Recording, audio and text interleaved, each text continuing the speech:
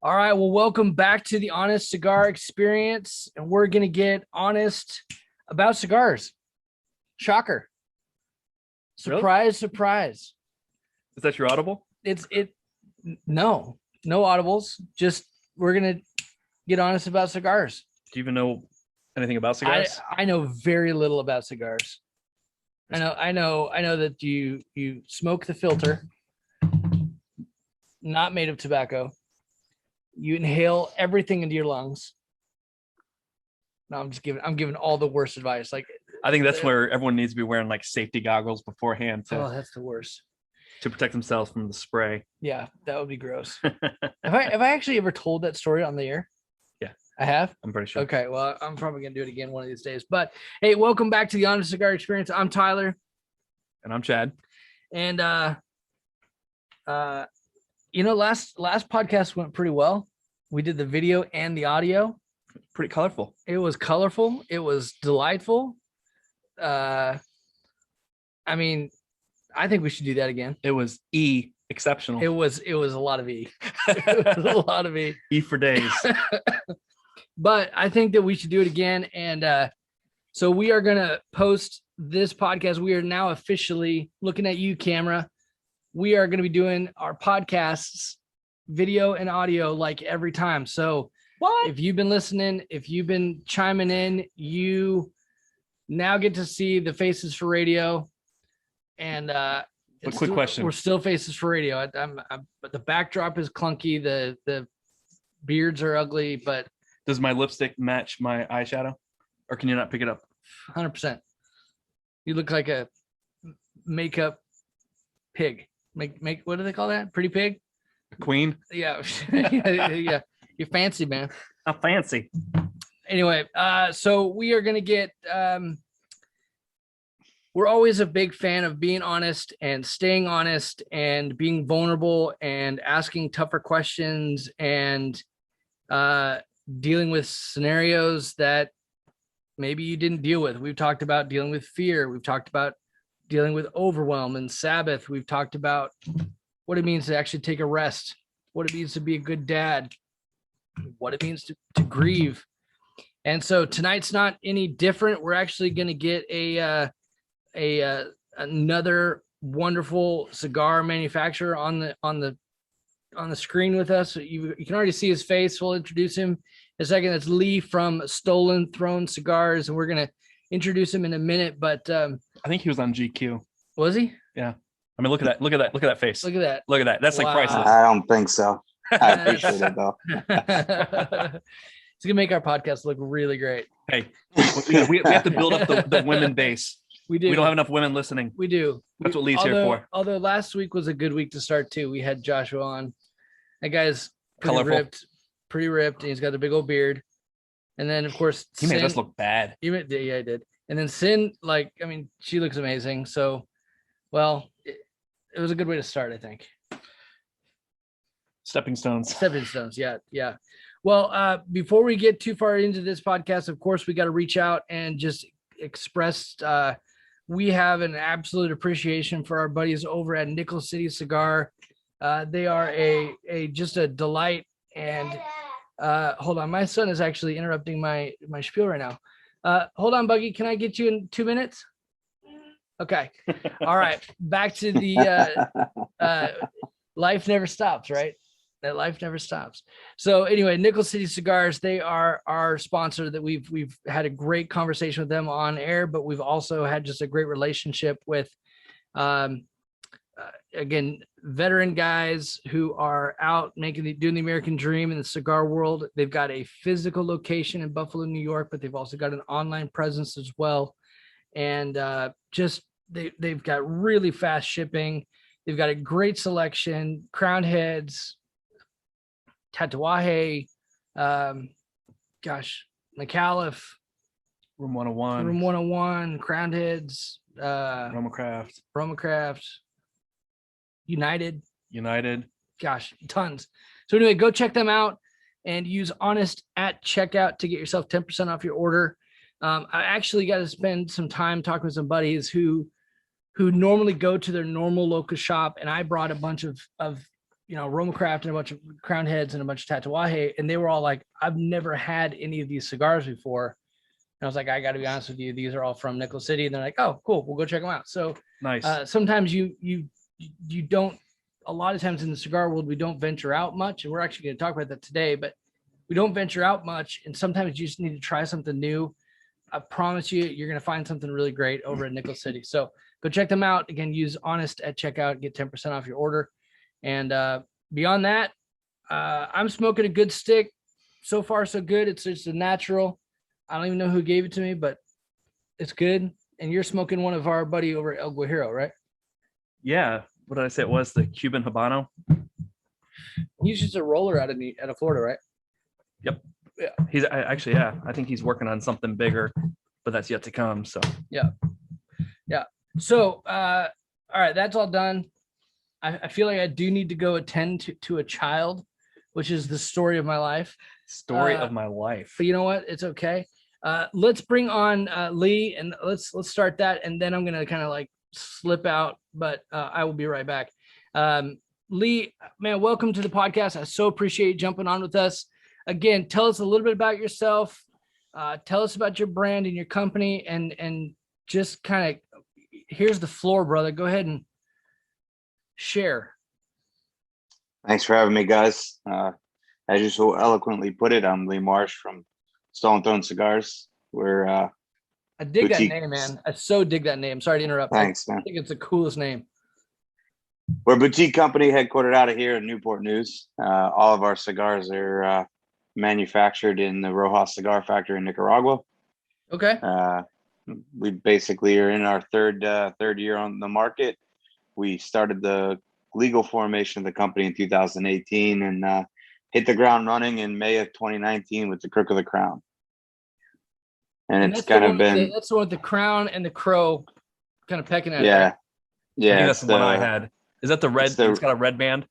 Yeah, it's the raven on the crown. Yeah. That's yep. right. And it's been a runaway train ever since. So I'm happy to be here, and let's get real. Yeah. All right. Pop questions. No, I'm kidding. Or we'll get into that later. So tell me, and I'm going to ask this question, then I'm going to have to catch on the podcast. I'll slip away real quick. But I do want to know, okay, so where was the moment that you said, I'm a cigar guy, I'm going to go make my own shit, and I'm going to go enjoy that? I'm the first guy to put the E on this now. Jeez. Anyway. Actually, that doesn't classify as an E, I believe. Praise the Lord. What was the moment that you said, hey, you know what? I'm smoking some good stuff, but I think that I want to put my name on something, and I'm going to take a step of faith or a leap of faith or a suicidal step and say, I'm going to do it on my own. Well, I'm what you would call a cigar geek, right? I've been smoking cigars for probably 15 years, and a good portion of my former career I spent traveling. So I was constantly in and out of cigar shops all over the country and all over the world. And really it was started off as like one of those daydreams, you and your friend always talk about, oh man, we're going to start this band, or, oh, we're going to do it, man. We're going to build race cars. We'll get to it one day. And really it got to the point where there was, being a boutique guy, you smoke a bunch of different stuff. And there was just certain things I started to notice with some of the products that were being released. And I was like, man, my partner JR and I said, if we were going to do this, we would do this a little different, do this. And then, we kicked the can down the road, and finally he said, okay, it's time to get off our ass and actually do it, And that's really what it was, man. He lit the fire just to, because, you can talk about it, and there's a million reasons not to do something. Yeah. But essentially he pushed us in the right direction to kind of keep hammering the nail and get it going. Yeah. So then we just jumped both feet in and never looked back. Yeah, it's awesome. We've talked episodes past where,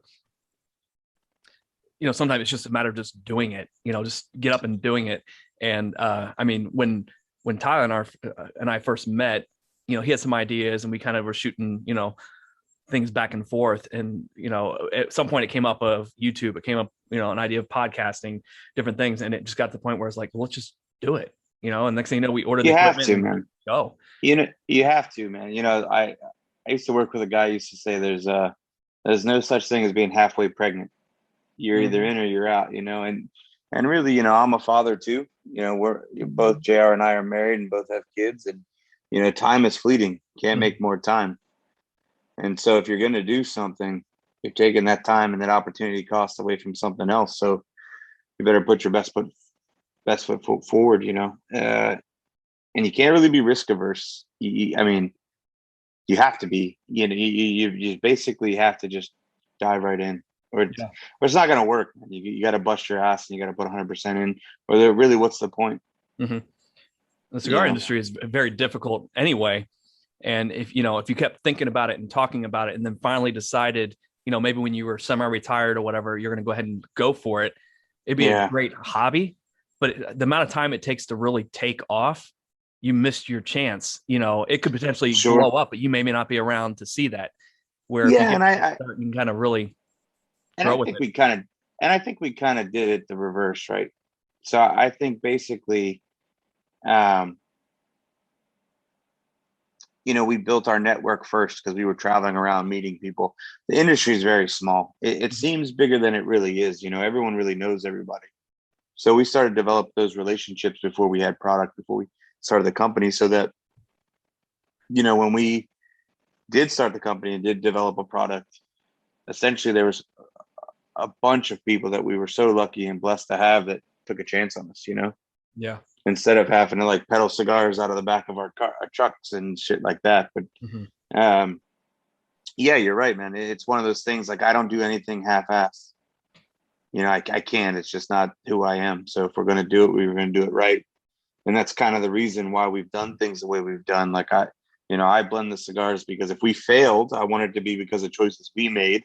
I didn't want it to be able to be us being able to pawn off the blame on somebody else, Right. When you blend, are you blending to basically hit the void or what people are looking for? Or are you blending for what you personally like? And then, or is it a little bit of both? Basically it's a little bit of both, I guess, but really I try not to be myopic. And so it really starts out with tobacco availability. I mean, when we first started out, we're lucky enough to have better relationships, and now we're sourcing our own tobacco, which makes everything a lot easier. But when we first started out, man, we're little guys, so we're not your guys buying, millions of dollars at a time. So it's basically working off of what's available to you. What can you get your hands on, and what's the best of that availability, and working from there. I try not to, my creative process, I try not to pick and choose what I'm going to do. I try to just let it come to fruition on its own. Cause I just, you always get that itch of what are you missing out on because you're trying to do this thing. So I don't ever blend trying to make a Habano or trying to make a Maduro or anything like that. It's essentially, I let the tobacco kind of dictate where we go and kind of facilitate it that way. So I heard you say we try to, we decided to go. If we're going to go all in. We're going to go all in. Is that you, your family? Is that you, your wife? It's me and my business partner. But of course, the family pays the toll too because I'm not here. There's a lot of effort, time, money, and really the time is the big thing, right? I have a young daughter who's 3. We have a son on the way. And I appreciate that. And so those were those things that kind of build up against you as a father, as a husband. You can't fail because you'll never get that time back that you weren't home. So the money is one thing. Yeah, it was a big capital investment, but you can make more money. You can't get the time spent with your children back, your loved ones back. So if you're going to make those choices, the best you can do for those, put 100% of what you got into it. Right. Are you doing this full time? Is this your only gig, or are you still moonlighting a little bit? It is now. So I was a consultant for a long time, a business analyst, and I've wound that down. I'm finishing up at the end of the year. I'll be full time with Stolen Throne. Awesome. Yeah. So, did you already cover this? You may have already covered this. Where Stolen Throne came from? No, I was waiting because I knew you wanted to hear, so I didn't ask that yet. Yeah, I mean, I've told this story a lot of times, and I'll keep it PG for the program here. Basically, JR and I spend a lot of time around the industry. JR did a little research. He worked on the retail side as we were developing the business model and all that kind of stuff. And, we traveled a lot. So we met a lot of reps, we met a lot of brand owners, we met a lot of manufacturers. And so we developed a nice little network. So we were at a dinner with a bunch of those gentlemen. And some people are just really adverse to any types of competition. You know what I'm saying? So they weren't really happy to hear that, we were starting this company and that we were getting in the business and all that kind of stuff. And they made some comments such as, there's no room at the table and there's no seat at the table. And I basically used a few choice words and said, it's okay, I'll steal one. So then when we got back to, developing the name, and JR was like, hey, do you remember that time you told that guy to shove it? Like, what about Stolen Throne Cigars? So that's how it happens. That's awesome. You may know this or not. I don't know, but is Rojas, are they the ones that do the tobacco for Echelon cigars? Does that ring a bell for you? No, it doesn't. I know Rojas does like Ezra Zion. Yeah. But I don't know Echelon, no. Okay. Who was the company that I thought it was Rojas? I thought it was maybe because maybe it might be. I mean, I'm just unaware. With Rojas, they're transitioning over to a different company, or the other way around. One of the two. Either way, yeah. Anyway, if it doesn't ring a bell, that's fine. All right. So along the journey, there had to be this moment where you took a. Here we go. Like we're taking the leap of faith, if you will. Tell us about you choosing to do that, even though I'm sure it was a pucker of a moment. What was that moment for you, and how did you kind of overcome it? Well, it was the very beginning, right? We were just deciding we were going to do it. We were going to do it right. We were going to pay whatever it costs to do it. And it is hard, man, because, JR and I were lucky enough to be successful in other worlds. So we had no real reason to take the risk. Here I was, a new father. JR just retired from his day job, and I just finished up my executive MBA. Like, things were going really well. Like, we had no real reason to do it. But, when you're chasing a passion, those are the sacrifices you have to make if you're really going to do it and you really want it to be successful. Yeah. So we had to just kind of deal with it. Of course, you have the anxiety and you have the what ifs, and I think that self-doubt is a little bit of a motivator. Can you really make this work? Because it's really, it's just on us. It's just on us. So we've been lucky to make a strong go of it. We've had a super successful first 3 years out, and we are truly, truly lucky. I mean, we work our asses off, but we were lucky enough to find a bunch of retailers that took chances on us, and we strive on those relationships to work with the right people, not just sell cigars to everybody, and it really has paid off for sure. That's why we're here. Yeah. Any questions? I was going to say, so you're both married. Were your wives both on board with it from the very beginning, or?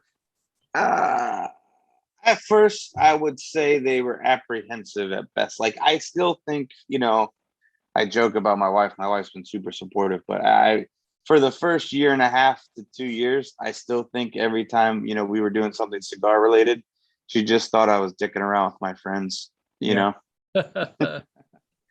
But as more and more people started to take, pay attention to what we were doing, and she started to see stuff outside of people that she knew, and then I think she started to take it a little bit more seriously. Yeah, Yeah. So, we end up talking, we do cigars a lot. I mean, I mean, we're always doing a new cigar every time we're on podcasts. We always have a good drink. By the way, this week we are drinking my favorite. So we've talked about this before, but I've got just this personal connection to Mammoth, and I'm a huge fan of theirs. And so I actually was able to get my hands on their small batch rye, and I'm actually going to show that on the thing there. It is, where am I going? There, that's better. And it is freaking amazing.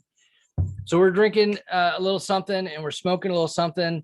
We always have, a variety of things.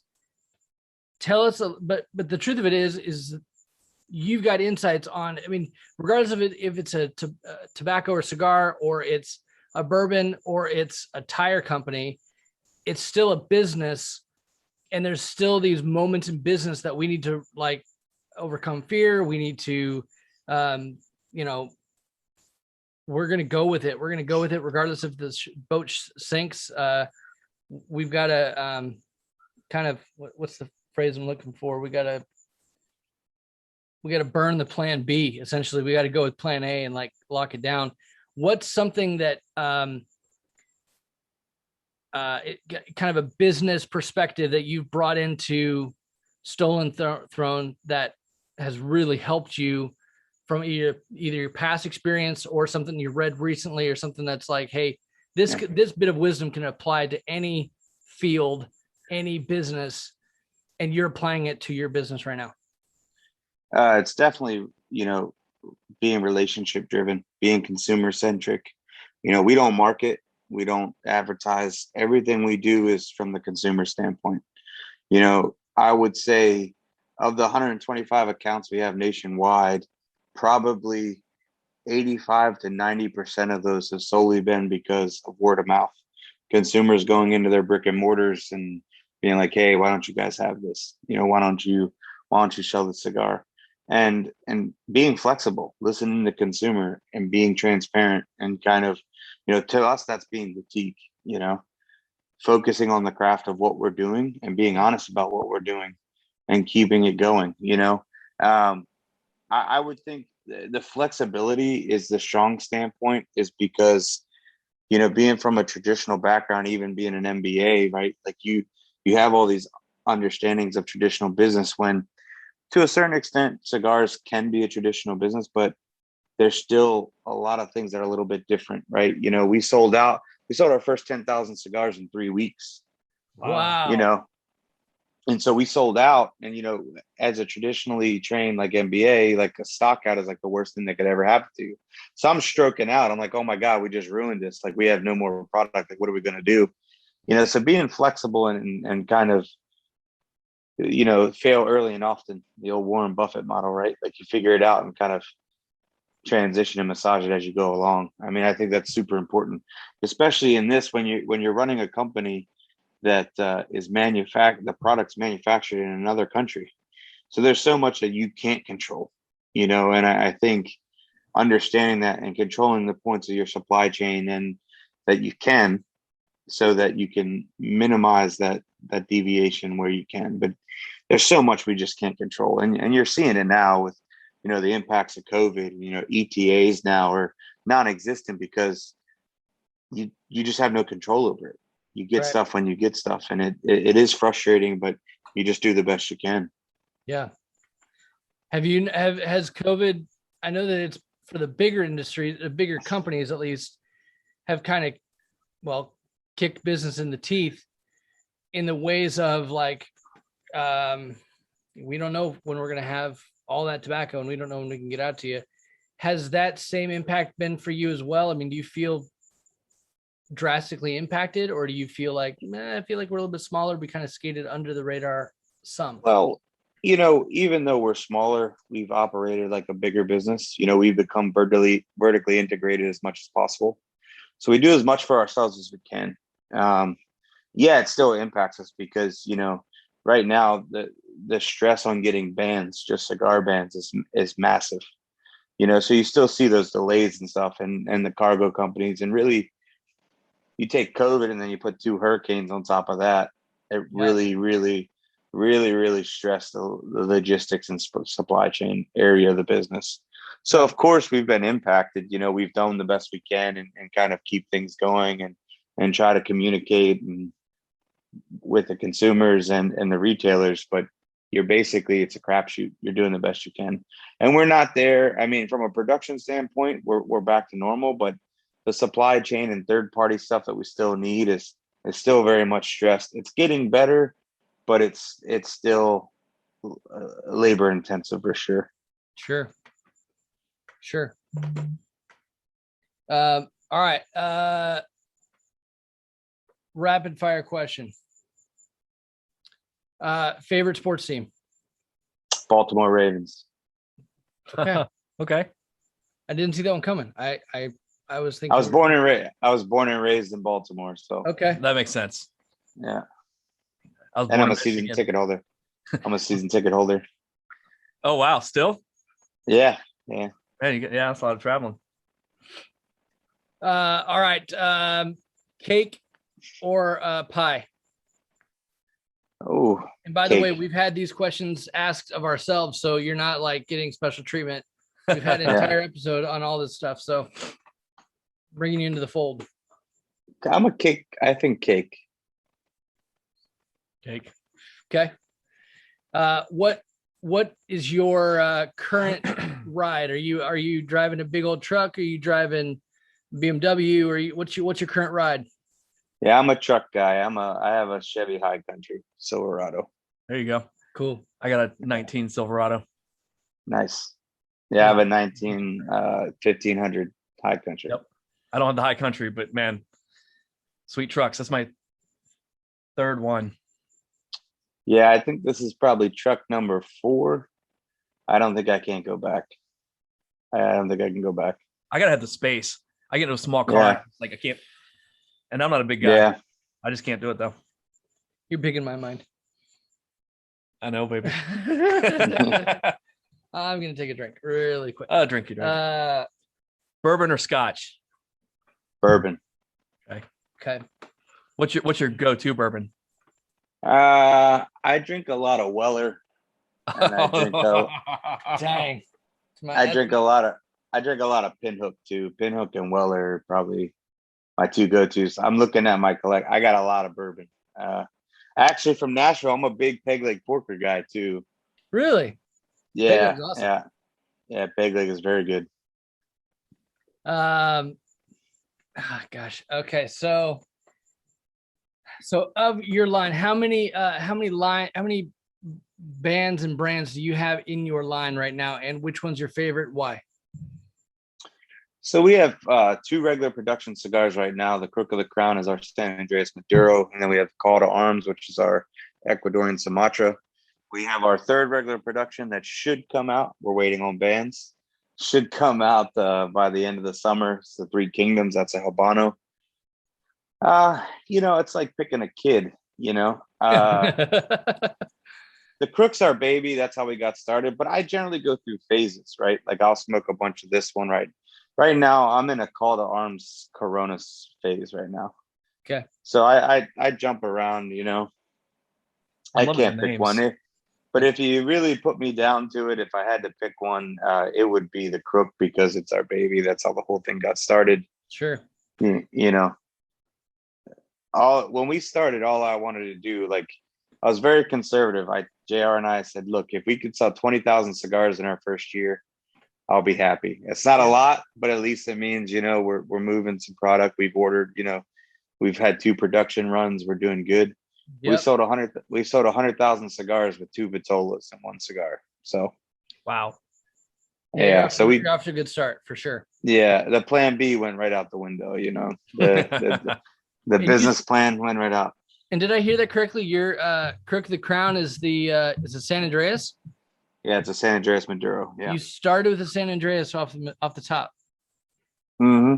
That's a ballsy move, but I respect that immensely. I know that a lot of people will start with a Connecticut, Yeah, I never got into doing what everybody else does, you know. Yeah. And the thing is, you know, we had a lot of people that were trying to be super helpful. I have a lot of friends in the industry who were like, man, you should really start with like a Habano in a Connecticut or a Habano in a Maduro. I said, we're a company that no one knows who we are. And so the hardest thing is to get shelf space. So now I'm going to come in and ask you to sell multiple facings. You're gonna Yeah. steal that So shelf space just like the table. that's right. Yeah. So we just started with one cigar and two vitolas and kind of went from there, you know. Awesome. And as far as picking the Maduro, that comes from just letting the tobacco do the talking, you know. That's what just made the best cigar we could make at that time. And it just worked out. Yeah. That's awesome. Yeah, honestly, I never heard of you guys, and I befriended somebody, and they actually sent me a shipment of cigars. You know, there's like 5 or 7 cigars, and one of them was yours. And I remember when I reached out to you originally, I was on my front deck, smoking it in real time when I reached out. And I was like, "Damn, this is good." And that's when I reached out, and and you responded pretty quickly, and kind of went from there. But I've only had one, and it was that one right there. But it's been a few weeks, but definitely it got my attention. I appreciate that, man. Thanks. It was funny too, because he reached out to me and he's like, hey, have you smoked these? I'm traditionally between the two of us, I'm the cigar snob. He's the one who's kind of up and coming. You've been smoking for about a year. Yeah, I've been smoking you destroyed my life, I know. Tyler. I've made your life better. Let's be really honest. And so I was like, no, I haven't had it. I've seen it everywhere. I see it all over Instagram and I see it all these places, but I don't know any shops around me. And you had mentioned like literally a week ago, it's up at Smokers Abbey in Nashville, which is about 40 minutes from me. So it's one of those, I got to make an endeavor to get there. So I know that you're around. I've seen it. I just haven't had it myself. And I was like, well, let's have him on for sure. I'm all in. But it was funny him teaching me something. I was like, all right, well, I'm down for that. And the Maduro is my profile. So I'm typically the guy that's like, no, let's go darker. And he's like, let's start lighter. You're getting there. You're smoking darker stick today than I am. So anyway. All right. What's something that I mean, the step to start a business, especially a cigar business, and to have the mindset, I really do appreciate this. That's Noah, literally. Honking. Guitar Noah? Yeah, guitar Noah. Nice.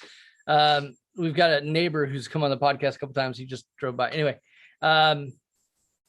the step to start a business, especially a cigar business, a lot of people don't want to quote unquote interrupt. And like you said, you kind of said, hey, there is room at the table. Screw yourself. I'm coming in, make room, or like get out of my way. Not in those words exactly, but what was something else that you had to, I guess probably even between you and your partner, JR, what are some of the other challenges? I guess the biggest challenge, honestly, would be dealing with COVID and the whole stupidity of the industry freaking out on everybody and government regulations and all that. That's probably been a pretty big pain in the head. Eh? Yeah. I mean, we were lucky that we had some time under our belt before COVID happened. I think unfortunately, outside of the regulations, because everybody deals with that. And I think the biggest thing for us was, unfortunately, there's been some quote unquote boutique companies that kind of have muddied the water for upstarts like us. Interesting. And we've had retailers say like, hey man, I think your product's great. I like that you have a following, but I'm apprehensive to deal with boutique companies because like you're here today, gone tomorrow. Right. And it's like, then I get it 100%. You bring a product in, your consumers love it, you're making money, and then all of a sudden they're gone and you can't get it anymore. And they're stuck on the front line dealing with the consumer. And I think that was a real point. And it's more about your actions than your words. So we wanted to tell people that we were different, but we had to show them. So, sourcing our own tobacco, going into the new factory with Noel. So it's not like, we're not some just name on some checklist of, a big factory pumping out our stuff with everybody else's. So taking, our fate, if you will, in our own hands, and kind of developing those relationships and basically proving it that we're different, how we operate, how we conduct business, and that we are here to stay, and doing those kind of things. I think that was a bigger obstacle than people think, outside of everything else. Sure. Because people see our essentially overnight success, but it was a lot of work. Sure. We launched the company in 2018, but we really worked on, the legality standpoint and all that stuff for years before developing a product, making sure that we could do it right, make sure that we could navigate the ever-changing regulation landscape and all that kind of shit. So that it's a lot of work. It is. You're 100% right. And that's when you talk about, if you're going to do something, you got to be all in, because it takes a shit ton of commitment, for sure. Right. And to piggyback off that, starting a cigar company, what would you say was the biggest hurdle or obstacle just to do it? Was it the legality part of it? Was it it was a little bit of everything. It was a little bit of everything, because you're starting as gringos, right? You don't have the relationships that some people that are born into families with tobacco and stuff. So building those relationships, it's just, when you start something from nothing. Yeah, we can look back now, we're 3 years into being on market and being like, yeah, this is pretty cool, but we put a lot of time and effort into getting there. It takes a ton of time just to develop those relationships and kind of get the ball rolling and going from there. Because there's plenty of people that'll take your money and give you a cigar, but there's not many people out there that are going to let you to control every part of the process. Right. And so that was a huge part of it. I mean, was 100% startup. This wasn't something that, we were able to cherry pick and kind of build and kind of Frankenstein together. Nah, man, we started everything from scratch. Right. And I know we had other people on before, and it seems like the common denominator is you've got to have the relationship. I mean, that's, if you said it's a small community, smaller than what people think, but having those good relationships with the others, goes a long way. It does. Absolutely. Yeah, because it's an elastic product, man. So the market itself is going to be difficult as it is to your biggest obstacle is always going to be putting your product in the consumer's hand. Yeah. So you have to make sure that the rest of it is as easy as possible. And you start there with a foundation of relationships. It's interesting you say that. One of the things that we have just been talking about in other podcasts and on other episodes, one of the episodes recently was talking about don't be that guy. And that's essentially, when you leave a company or you are disconnecting from an account or anything like that, a lot of the tendency is it's not to exit well. It's to kind of, flip everybody off and say, I'm out of here. You're a horrible company to work for. And they kind of burn bridges on their way out. And it sounds to me like what you're saying is it's kind of recapping some of those other episodes, which is if all you do is be kind, be warm, be supportive, keep your word, those relationships grow and build, and people remember that. People keep that close to the chest. That's true. It doesn't mean that you're not going to have bad relationships, and doesn't mean that you're not going to have things go sideways. Sure. But really, the thing for us is what you always hear from me and about me is generally that I'm transparent, and it's true. So I will call a spade a spade. You might not like to hear what I have to say, but it's going to be the same every day of the week.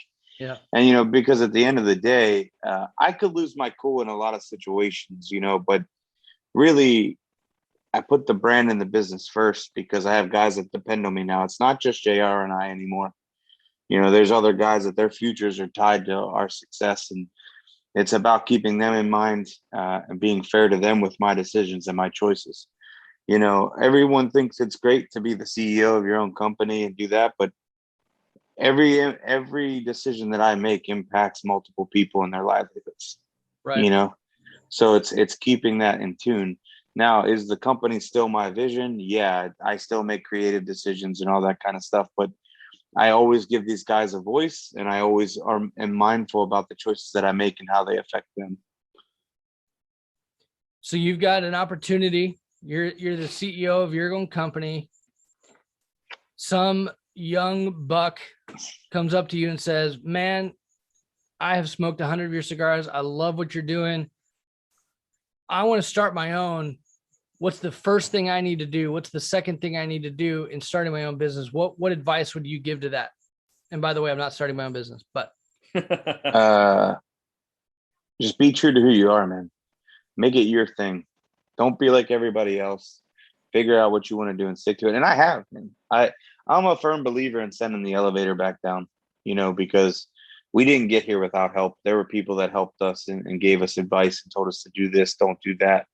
And there's a couple guys that I'm talking to right now that want to do it. And I give them the time. I tell them, I said, call me, text me whenever you need, whatever questions, you know, you have, I'm glad to answer them. And really the thing is because I think it's good for the industry, man. If you get a bunch of people that are really passionate, want to make a go out of it, I don't think it hurts anybody. You know, as long as you're being true and you want to do things the right way, I'm all for it. If you think you're just going to come in and fly by night and make money and get out, I really don't have any time for you, to be honest, you know, because I think it takes away from not only the time and effort that myself and the guys that work with me have done, but the other guys that I respect in this industry have done the same thing. Because it's not easy, man. It's not. Nobody wants to be away from their families. Nobody wants to take, you know, a sizable portion of their life savings and risk it, you know. And so when you have someone that kind of thinks they're just going to skim off the top, it kind of defeats that purpose, you know. I think what you mentioned before about how there's enough small boutique companies that have come in, gone hard for 2-3 sticks, 2-3 brands, and then couldn't stick around. They lost the vision, or it was harder than they thought.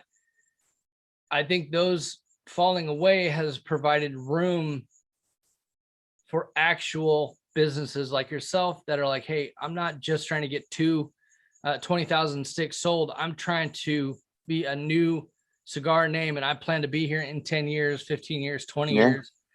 And I think that if a lower company has fallen away, that provides room for longevity, companies with longevity to come in.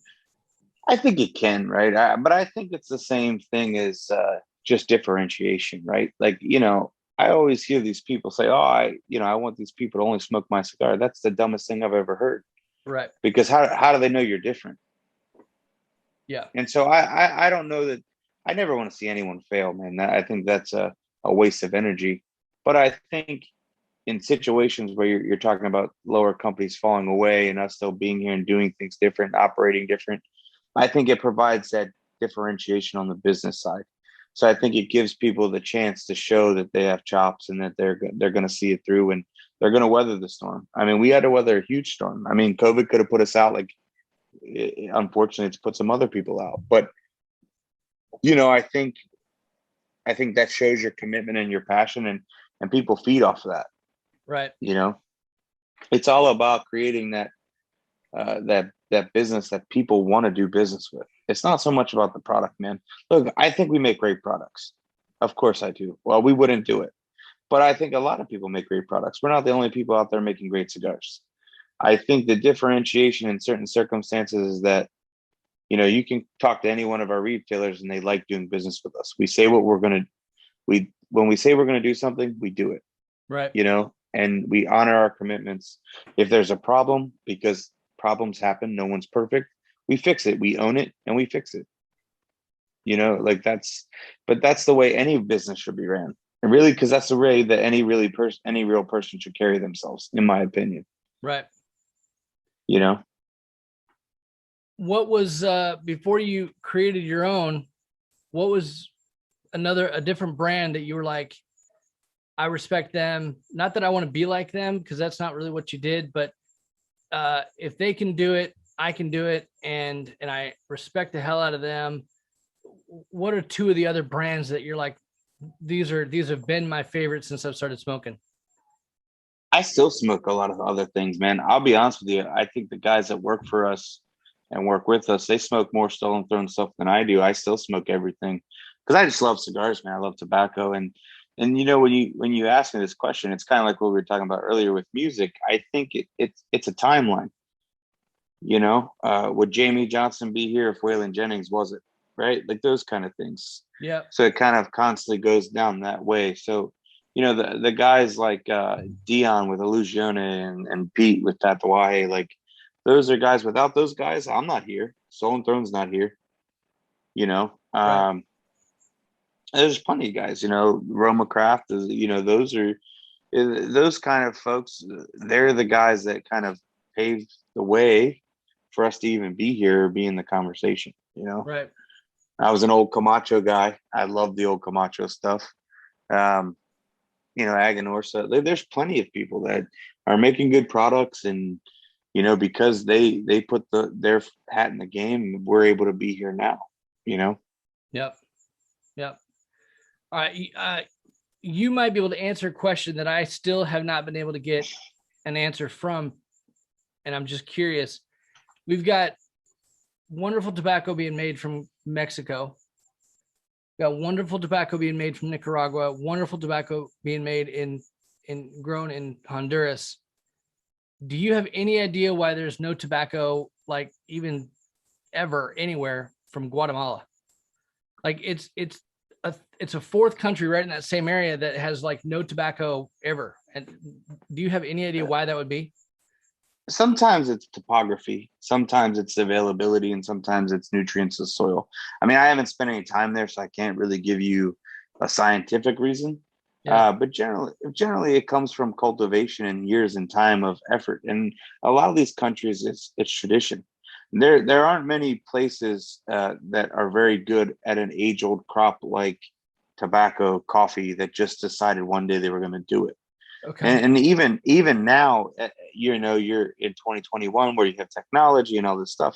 That's still a huge risk to start something from scratch like that, because there's no telling what it's going to turn out to be. Sure. Right. You know, even Peru, right? Peru is like the cradle of tobacco. But, you know, you have these countries like Nicaragua, like the Dominican, like Honduras, who made it a science.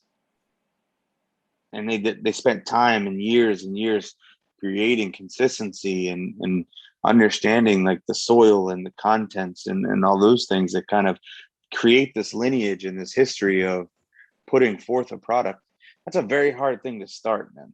Yeah. That's a very hard thing to start. And there might just not have been enough people to want to take the risk or have the resources to do so. Yeah, it could be a generational thing too. Because I mean, think about, and we talked about it when we were talking about the cake versus pie type thing. You know, you can have the greatest, you know, for me, it was my great grandmother made this banana pudding. The recipe was no secret. You know, she shared it with everyone, but you can't make it like how she makes it. And you have these multi, you know, generations doing it.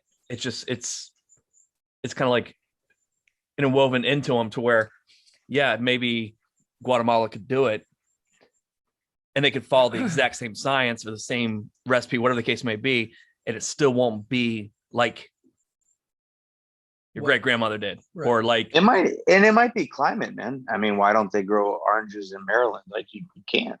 I mean, it might be climate driven too. I mean, just because someone's regional close, it doesn't mean that, you know, everything's going to be the same. Mm-hmm. Sure. You know, I've got a special place in my heart for Guatemala. That's why I even asked, but I was just like, I never understood it's all right there, but yeah, it might just be. And it might be their soil content. I mean, Costa Rica provides tobacco, but it's not widely used. Right. You know, might even be government regulation. They might have, you know, Guatemala government might have a different stipulations there. Sure. All right. Let me think.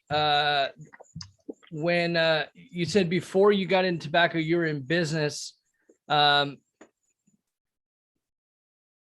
you're now stepping away from it because you're doing Stolen Throne full time. Do you still want to hold on to that a little bit, or is that like, no, I'm ready to literally just put it away and let someone else win there? I mean, I'm an empire builder, right? So by nature, I want to have my hands in a bunch of things, but Stolen Throne is to the point now where it needs and deserves, the majority of my time. I mean, we still have some other ventures and stuff that we're going to be a part of that'll allow me to kind of tick those boxes. But it's definitely a full-time job, and the consumers, the retailers, they deserve my full attention. Yep. Cool. Man, I think I'm out of questions. Do you have anything you want to ask? I was thinking of something earlier, and you kind of, as I was thinking, you kind of went down that road, but any advice that you could give for somebody starting a business? It doesn't have to be cigar related, just business in general. If somebody had that drive of, hey, I want to do A, B, or C, and maybe they had that idea in their mind, what's one bit of advice you could give to somebody that has an idea and are debating on whether or not they want to move forward with it or potentially be successful with it? Is there anything that, just one thing, just kind of? I would say if it's passion driven, ask yourself in the darkest of times, in the lowest points when shit's not going the way you need it to go, is it still something that's going to excite you to wake up and do the next day? Because you're going to have sleepless nights. Like, I love what we do. I'm infatuated. I could talk about tobacco and cigars and what we're doing forever.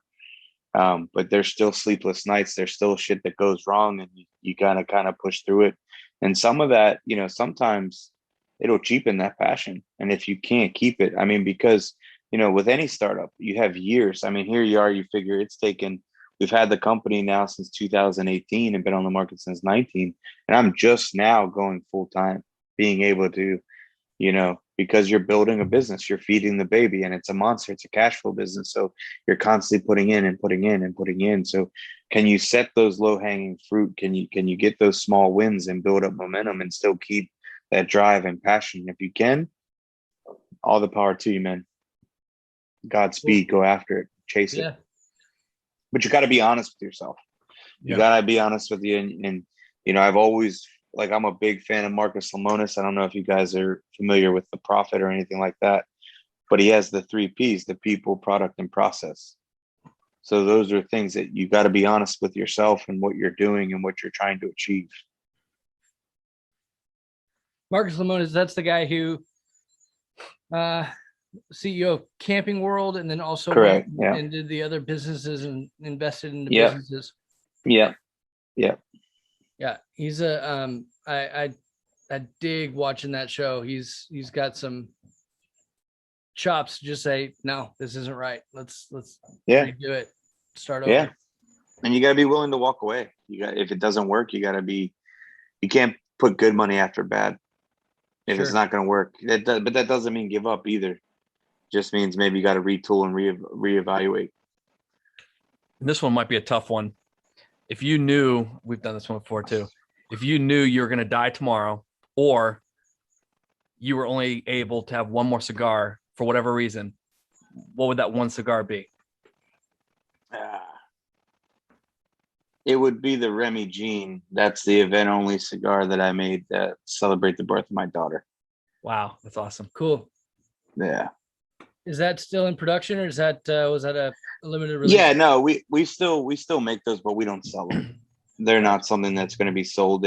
Generally what those are event only cigars. So when people buy bundles of our regular production at events, they'll get those cigars as well. I just, not everything can have a price. I just couldn't put a price on something that had my daughter's name on it. Yeah, that's awesome. That's cool. And that gave me goosebumps. What's the general makeup of that one? That's a Habano. It's a Petite Bellicoso. So it's got some Mexican tobacco in it as well, and Nicaraguan. It's a really cool cigar. Yeah, obviously it's near and dear to my heart. It's something that Noel and I put together to celebrate the birth of my daughter. And we do have a Maduro version to celebrate my son, and that'll be coming to events at some point, probably late this year, early next year. Cool. Last question for me. Do you have any events planned in cities coming up that you're like, hey, we're going to be in Nashville doing an event, we're in LA or Dallas, or is there any events coming up this year, maybe the next 18 months that you would want to put out there that we could at least? Yeah. So as we get closer to the launch of the Three Kingdoms, we will be hitting a Three Kingdoms launch tour, and I plan to kind of be all over the country. So we'll hit the East Coast, the South. We'll be in Texas, and we could put that out there as we finalize those dates and cities.